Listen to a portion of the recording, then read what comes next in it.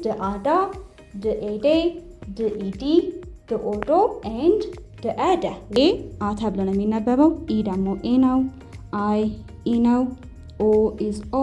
ሰምታይምስ ልዩነት አለው ግን እሱ ሌላ ቪዲዮ ነው ማስረዳችሁ። ዩ ግን ሰምታይምስ ኦ ናት፣ ሰምታይምስ አ ናት፣ ሰምታይምስ ደግሞ ኦ ትሆናለች ማለት ነው። ሰባቱንም ቫውሎች እያስገቡባቸው የሚጽፉት ይሄኛው ዱ እንደሆነ ብቻ ነው የሚነግራችሁ። ለምን ከተባለ ሳድስ ነው። በቃ ተላይ እ ነው። ስለዚህ የሚባል ቫውል የለም፣ ብቻ ይጻፋል።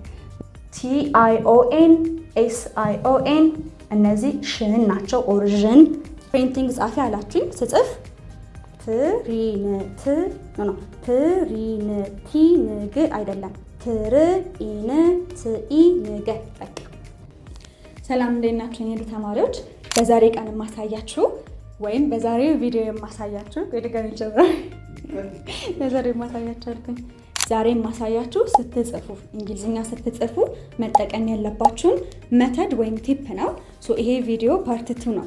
ከባለፈው የሰራሁት ቪዲዮ ጋር ተያያዥነት አለው፣ ግን ይሄን ቪዲዮ ለመጀመሪያ ጊዜ የምታዩት ከሆነ ቤዚክሱን ለማስረዳት እሞክራለሁ። ስትጽፉ መጠቀም ያለባችሁን ቲፕ ነው ማሳያችሁ ማለት ነው። ይሄን ማሳያችሁ ቲፕ ወይም የምነግራችሁ ሜተድ እኔ ራሴ ያመጣሁት ሜተድ ሳይሆን ኪንደርጋርተን ሳስተምር ልጆቹን ቤዝ ለማስያዝ ወይም መሰረት ለማስያዝ ስንጠቀምበት የነበረው ሜተድ ነው። እሱን በመጠቀም ስትጽፉ ምን ማድረግ እንዳለባችሁ ነው የምነግራችሁ። የዚህን አሁን ያሳየኋችሁን መጽሐፍ ማግኘት የምትፈልጉ ከሆነ ማስቀመጥላችሁ ቴሌግራም ሊንክ አለ ወይም ዌብሳይት አለ። እዛ ዌብሳይት ጋር ገብታችሁ መጽሐፎቹን በአማርኛ ማግኘት ትችላላችሁ። እንደዚህ አይነት ቪዲዮዎች እንደርሳችሁ ከፈለጋችሁ ደግሞ ሰብስክራይብ አድርጉ። በቃ እንጀምር።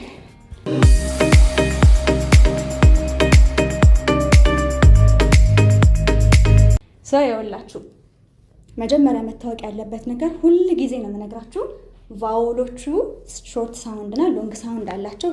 የቫውሎቹን ሾርት ሳውንድ እና ሎንግ ሳውንድ ማወቅ አለብን። ምክንያቱም ከዚህ በፊት የሰራሁት ቪዲዮ ላይ አይታችሁ ከሆነ ስንጽፍ ብዙ ጊዜ የሚያስቸግሩ ምንድን ናቸው? ቫውል ቲምስ ናቸው። ቫውል ቲምስ ማለት እነዚህ የምታዩቸው 5ቱ ቫውሎች በጋራ ሲመጡ ድምጽ ይቀይራሉ። አንዳንድ ጊዜ ደግሞ ድምጽ ላይ እያየ ነው ልናውቀው እንችላለን። ለምሳሌ ደብል ኢ ሲመጣ ኢ ሳውንድ እንዳለው፣ ነገር ግን አብዛኛውን ጊዜ እነዚህ ቫውል ቲሞች ድምጻቸውን ይቀይራሉ። እዛ ስቴፕ ከመድረሳችሁ በፊት በተናጠል ሾርት ሳውንዶች ድምጻቸው ምንድን ነው የሚለውን ነገር ማወቅ ይኖርባቸዋል ማለት ነው። ከዛ በፊት ማወቅ ያለባችሁ ነገር ኮንሶናንት እና ቫውል አብሮ ሲመጡ የሚያወጣው ሳውንድ ምንድን ነው? ኮንሶናንት እና ቫውል ሲመጡ ኮንሶናንት ማለት ተነባቢ ማለት ነው። ቫውል ደግሞ አናባቢ ማለት ነው። ይሄ ቫውል ወይም ይሄ አናባቢ ኮንሶናንት ጋር ሲመጣ ወይም ቃላቶች ጋር ብዙ ጊዜ የምናገኛቸው ቫውል ጥቅማቸው ምንድን ነው? ፊት ለፊት ያለውን ኮንሶናንት ማናበብ ማለት ነው። ማናበብ ማለት በሌላ አባባል ድምጽ መቀየር ማለት ነው። ለምሳሌ እዚህ ጋር ዩት ድ እና ኤ መጥቷል። እቺ ዲ ደግሞ ከኢ ጋር ከአይ ጋር ከኦ ጋር እና ከዩ ጋር መጥታለች። ስንት ሳውንድ አለው? ምን ሊሆን ይችላል የሚለው ነው የምናየው። ስለዚህ ፈርስት ዩ ሃቭ ቱ ኖው የእነዚህን ሾርት ቫውል ሳውንድ ድምጻቸው።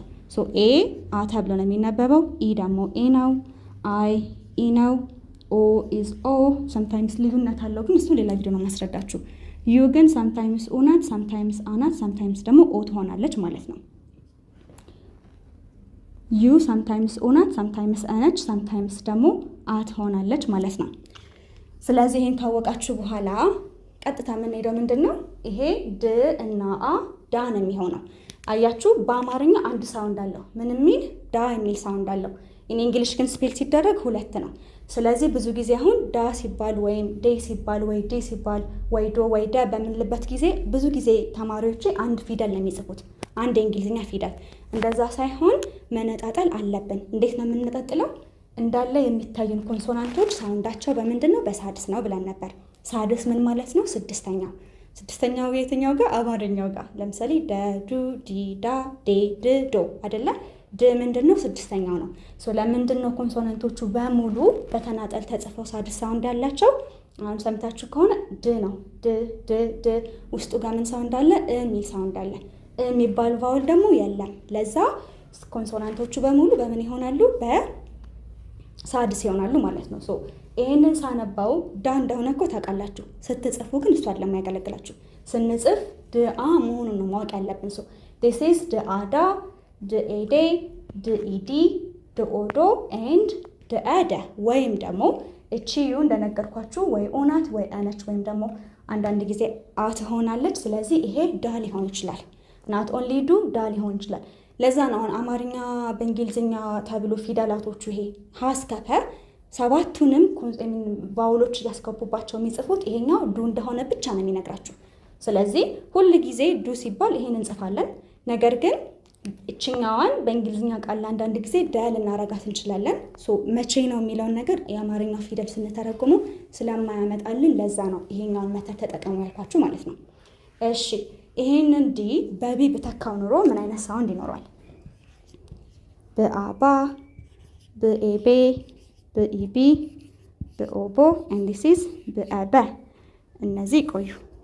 ይሄንን በቲ ብተካውም ደሴም ነው። ትአታ፣ ትኤቴ፣ ትኢቲ፣ ትኦቶ፣ ትአተ ኦር ትኡቱ ወይም ደግሞ ትአታ ሊሆን ይችላል ማለት ነው። ይሄንን መተድ ካወቃችሁ ቀጥታ ወደ ቃላቶቹ እንሂድና እንዴት ሲጻፉ ምን ይጠቅማቸዋል የሚል ነገር ልንገራችሁ።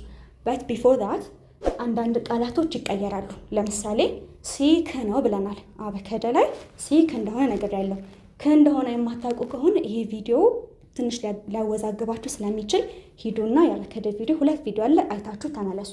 ፕሌይሊስት አለ እዛ አስቀምጬላችኋለሁ። ሶ ዲስ ኢዝ ከአካ ይሄን ግን ከኤኬ ሌላው አልችልም። ለምን? ሲ ከኢጋ እና ከአይጋ እና ከዋይጋ ሲመጣ ሳውንድ ነው ያለው። ሶ ዲስ ኢዝ ከኤኬ ተብሎ አይነበብም። ይሄ ራሱ ስ ነው ማለት ነው። ኦር ሴ ሊሆን ይችላል። እንደ ቃላቶቹ ይወሰናል። ይሄኛውም እንዳልኳችሁ ሲ ከማን ጋር? ከአይጋ፣ ከኢጋ እና ከዋይጋ አያችሁ፣ ከሶስቱ ጋር ከመጣ ሳውንድ ስላለው ማለት ነው። ሶ ዲስ ኢዝ ስ ኦር ሴ ሊሆን ይችላል። ኦር ሰም ሊሆን ይችላል። ዲስ ዋን ኢዝ ኦልሶ ስ ኦር ሲ ሊሆን ይችላል። ይሄ ግን ከኦኮ ነው። ሶ ዜር ኢዝ ኖ ዌይ ይሄን ሲ እንደ ክ አድርገን የምናነበው መቼ ጋር ሲመጣ? ኢጋ እና አይጋ ሲመጣ እና ዋይጋ ሲመጣ እና ይሄኛው ደግሞ ሲ እና ዩ ኢትስ ኩ ሊሆን ይችላል። ኦር ከ ሊሆን ይችላል። ኦር ካ ሊሆን ይችላል ማለት ነው። እሺ አሁን ቃል እንጻፍ። የመጀመሪያው የምንጽፈው ቃል ፕሪንት የሚለው ነው። ሶ በአማርኛ አልጻፍላችሁ። ፕሪንት ፕሪንት። ሶ ይሄን ፕሪንት የሚለውን ቃል ስጽፍ ያው ደስ የሚለው ነገር እኛ አማርኛ ስለምንችል we're trying to take advantage of our Amharic። ይሄ ማለት አማርኛችንን ለመጠቀም እየሞከርን ነው። ፈረንጅ ቢሆን ኑሮ ወይም ደግሞ እንግሊዝኛ በእንግሊዝኛ ቢያስተምሯችሁ እንዲህ በአማርኛ አይጽፉም። እኔ ግን አላማዬ እናንተን ቤዝ ማስያዝ ስለሆነና ልጆቹን ኪንደርጋርተን ሲማሩ ቤዝ ስለምናስይዛቸው ያው የምንጽፈው ምንድነው በአማርኛ ነው። ይሄን እናደርጋለን፣ ዲኮምፖዝ እናደርጋለን። ዲኮምፖዝ ማለት ነው ወደ ኬሚስትሪ ያገባን። ይሄ ፕ ምንድነው? ሪ ምንድነው? ን ምንድነው? ት ምንድነው? ምን እናደርገዋለን? እንበታትነዋለን ማለት ነው። ፕ ምንድነው? ሳድስ ነው፣ አይበተንም። ከሁለት ሊከፈል አይችልም። በቃ ፕ ነው። ኦኬ እንዴት አወቅን? የሚል ሳውንድ ስላለው የሚባል ቫውል የለም። ስለዚህ ይሄኛው አያስፈልገውም። ምን አያስፈልገውም? ቫውል አያስፈልገውም። ሪ ሲባል ግን ስንተኛው ነው? ረሩሪ ሶስተኛው አይደለም። ስለዚህ ሪ ሲባል ውስጡ ኢ የሚል ሳውንድ አለው። ኢ የሚባል ቫውል ደግሞ አለ። ስለዚህ ሪ ላይ የምናስገባው ቫውል አለ። ን ሲባል ምንም ነገር አናስገባም። ለምን? ስድስተኛው ነው፣ ሳድስ ነው። ትም ላይም እንደዛ ምንም ነገር አናስገባም። ስጽፍ አሁን ፕሪንት የሚለውን ቃል ጻፊ ያላችሁ እንድበል። ስጽፍ ምንድን ነው? ፕሪንት ብዬ ሳይሆን ማሰብ ያለብኝ ፕርኢንት ብዬ ነው። ምን አረኩት? በታተንኩት እስከ መጨረሻው። ዲስ ኢዝ ፕርኢንት። እንዲህ ከሆነ የሚቀርባችሁ ቫውል አይኖርም። ብዙ ጊዜ የሚያስቸግረው ቫውሎቹ ጋር ነው እንጂ ቃሉማ እኮ ድምፁ ነው። ታውቃላችሁ፣ ሳድሶቹ ራሳቸው ምንድን ናቸው? ዋናው ድምፁ ነው። ለምሳሌ ፕሪንት ካላችሁኝ ፒ እንደሚገባ አውቃለሁ፣ ር እንደሚገባ አውቃለሁ፣ ኤን እንደሚገባ አውቃለሁ፣ ቲ እንደሚገባ አውቃለሁ። እንደዚህ አይነት ላይ ኮንሶናንቶችን የምታስቀሩ ከሆነ እሱ ሌላ እንትን ነው፣ ሌላ ፕሮብለም ነው። ሶሪ ፕሮብለም አልኩኝ። ብቻ ግን ሌላ ኮንሴፕት የሚያስፈልገው ነገር ነው። ምክንያቱም ምንሙም አልገባችሁም ማለት ነው። ስትጽፉ ግን ውሃው ካላችሁ ወይም የምትሞክሩ ከሆነ የሚያስቸግራችሁ ብዙ ጊዜ ቫውሎቹን ነው። ቫውሎቹ እንዳይቀሩ ይሄ መተድ በጣም ጠቃሚ ነው ማለት ነው። ፕሪንት ይሄ ነው። ምን እንደማደርገው? ፕርኢንት። ፕ ዝም ብዬ ፒ ብቻ ነው ማስገባው። ለምን ከተባለ ሳድስ ነው። በቃ ፕ ላይ እ ነው። ስለዚህ የሚባል ቫውል የለም፣ ብቻ ይጻፋል። ር ኢዝ አር፣ ኢ ኢዝ አይ፣ ን ደግሞ ኤን ነው፣ ት ደግሞ ቲ ነው። ዲስ ኢዝ ፕሪንት። ይሄ ፕሪንት ከሆነ ፕሪንቲንግ ላድርገው። ፕሪንቲንግ። ምን ጨመርኩኝ እዚህ ጋር? አያችሁ ት ነበር ቲ ያደረኩት፣ አንደን ኤንጂ ጨመርኩኝ። ይሄም አጌን መበታተን አለበት። ሶ ፕ ምንድነው? ያው ኦብቪየስሊ ፕ ነው፣ ምክንያቱም ሳድስ ነው። ሪ ደግሞ ከቀደም ጋር እኩል ነው፣ ር እና ኢ ነው። ቲ ደግሞ ት እና ኢ ነው። ን ኢዝ ን አይቀየርም። ግ ኢዝ ገ እዚህ ጋር አይቀየርም። ለምን? ሳድስ ናቸው። ሶ ፕር ኢን ት ኢን ገ እንደዚህ ሲሆን እዚህ ጋር የበታተነው ቃል ከምንጽፈው የእንግሊዝኛ ቃል ጋር ተሴም ነው። የሚቀርብን ነገር አይኖርም፣ የምንጨምረው ነገርም አይኖርም። ሶ ፕ ኢዝ ፒ፣ ር አር ነው፣ ኢ አይ ነው፣ ን ደግሞ ኤን ነው፣ ት ቲ ነው፣ አይ ኢ አይ ነው፣ ን ኤን ነው፣ ጂ ደግሞ ግ ነው። አያችሁ? ፕር ኢን ት ኢን ገ። So the first thing that has to come into your mind when writing ምንድነው? እንደዚህ አድርጋችሁ መበታተን አለባችሁ። ፕሪንቲንግ ጻፊ አላችሁኝ ስጽፍ ፕሪንት ኖ ፕሪንቲ ንግ አይደለም፣ ፕሪንት ኢ ንግ። በቃ እንደዛ አድርጋችሁ መበታተን ከጀመራችሁ በጣም ቀላል ነው የሚሆነው ማለት ነው። እሺ ሶስተኛ ቃል እንጻፍ። ህገ መንግስት ምን ይባላል? ኮንስቲቲዩሽን ይባላል። አሁን እዚህ ጋር ስለ ህገ መንግስት አንቀጽ ምናምን አይመለከተኝም፣ ግን ኮንስቲቲዩሽን እንዴት መጻፍ እንዳለባችሁ እሱ ፓርት ይመለከተኛል። ሶ ኮንስቲቲዩሽን ነው የምንጽፈው። ኦ ን ስ እኔ እኮ በታትናለሁ። ኮንስቲቲዩሽን ቲት ዩሽን አያችሁ። ይሄኛውን መተድ በጣም ነው ስለለመድኩት ከድሮ መከተለው መተድ ይሄ ስለሆነ እንደወረደ እንዴት አድርገው ተሳስተው ይጽፋሉ ብዬ እንኳን ሳስብ የምጽፈው ትክክለኛው ነው። ሶ ይሄን ያክል ውስጣችሁ ሊገባ ይገባል ማለት ነው። ዳት ወይ ምንም አይነት ኮንፊውዥን አይፈጥርም። ሶ ኮንስቲቲዩሽን ነው። ኮንስቲቲዩሽን ነው የምንጽፈው። ኮንስቲቲዩሽን ቲፕ ልስጣችሁ እዚህ ጋር TION SION እነዚህ ሽን ናቸው። ኦሪጅን እኛዋ ዥን ተብላ ልትጻፍ ትችላለች። ሶ ኮንስቲቲዩሽን ላይ TIONን እንደ ሽን እንጽፋለን ማለት ነው። ይሄ ቲፕ ነው። ስለዚህ እንበታትን። ኮ አያችሁ ስንተኛ ነው? ስድስተኛው ነው። ክ እና ኦ ነው ኮ የሚሰጠው። ኮ ስንል ኦ የሚል ቫውል ስላለ ማለት ነው። ሶ ክ ኦ። ን ደግሞ ን ነው፣ ምንም ነገር አናደርገውም። ለምን? ስድስተኛው ነው። ስ ኢዝ ስ። ቲ ግን ት እና ኢ ነው። ት ኤን ኢ እዚህ ጋር ት አለ፣ ምንም አናደርገውም። ት ነው።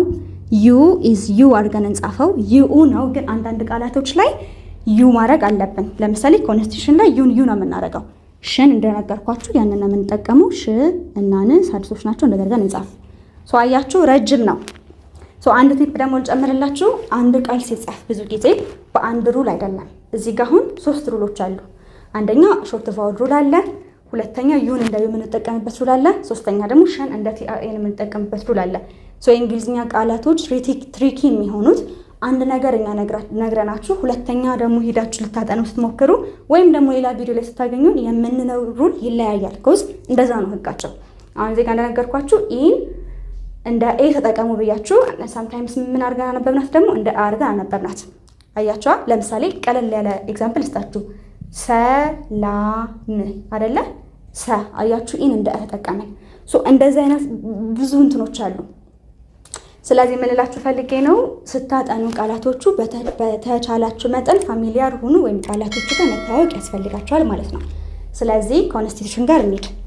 ኮንስቲቱሽን የምናደረግ ነው ከኦንስቲቱሽን አይደለ? ከዚህ በታች ሊበተን አይችልም። ሶ ከምንድን ነው? ሲ ነው። ኬም ከነው ሲም ከነው። ሳምታይምስ ኬም ሳይሆን ሲን እንደ ክ እንጠቀማለን። ሶ ዲስ ኢዝ ከ። ኦ ኢዝ ኦ። አያችሁ? ኦ ደስ ትላለች፣ አታሻማም። ኦ ኢዝ ኦ በቃ። ክ ኦ። ን ኢዝ ኤን። ስ ኢዝ ኤስ። ት ኢዝ ቲ። ኢ ኢዝ አይ። ት ኢዝ ት። ቲ። ዩን እንደ ዩ ተጠቀሙ። እዚህ ጋር ነግደሽ ስለ ሁለተኛው ቲፕ ነው። ሶስተኛው ደግሞ ሽን በሚለው ቦታ ቲ አይ ኦ ኤን እናስገባ። አያችሁ? ይሄ ነው ኮንስቲቱሽን። ለምንድን ነው ከበድ ያለ ቃላቶችን ማመጣው? መለማመድ ስላለባችሁ።